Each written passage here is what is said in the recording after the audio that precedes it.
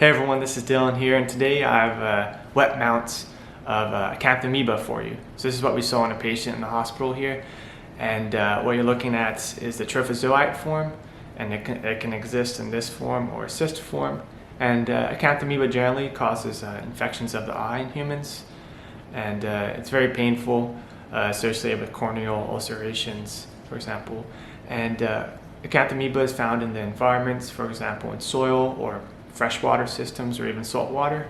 So the way, unfortunately, that you get it is, for example, a traumatic event of the eye, or, for example, swimming in your contact lens, stuff like that. And improper contact lens maintenance is associated with Acanthamoeba infections. For example, if you're using homemade saline, if you're not changing your contacts out regularly. And generally, it's a pretty nasty infection, very painful. And the treatment involves, eye drops every couple hours for I think like 4 to 6 months. It's a very rigorous treatment process. So yeah, definitely want to be wary of that.